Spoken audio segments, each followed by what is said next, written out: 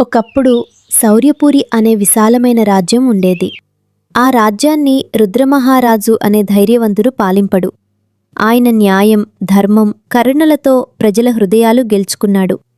రాజ్యంలో ప్రతి ఒక్కరూ ఆనందంగా జీవించేవారు. భూమి పండేది, నదులు నిండుగా ప్రవహించేవి. ఒకరోజు పక్క రాజ్యం నుండి విషమర్త్య అనే దుష్టుడు శౌర్యపురి మీద దాడి చేసేందుకు సిద్ధమయ్యాడు. అతని లక్ష్యం రాజ్యాన్ని స్వాధీనం చేసుకుని సంపదను లూటీ చేయడం. ఈ సమాచారాన్ని విన్న రుద్రమహారాజు తన సైన్యాన్ని సిద్ధం చేశాడు. రాజ్యంలో ఉన్న యువకులు, వృద్ధులు, స్త్రీలు అందరూ రాజుకు తోడుగా నిలిచారు. యుద్ధం ప్రారంభమైంది. మొదట విషమర్త్య సైన్యం బలంగా దాడి చేసింది. కాని ప్రజల ఏకత్వం, ధైర్యం రాజ్యాన్ని రక్షించింది.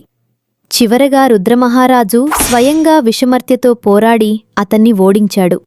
యుద్ధం అనంతరం రాజు ప్రకటించాడు, రాజ్యమంటే కేవలం సింహాసనం కాదు, ప్రజల మనసులు. మనం కలిసి ఉన్నంతవరకు ఎవరూ మనల్ని గెలవలేరు. ప్రజలు ఆనందంతో చప్పట్లు కొట్టారు. శౌర్యపురి మళ్లీ శాంతితో, సంపదతో నిండిపోయింది.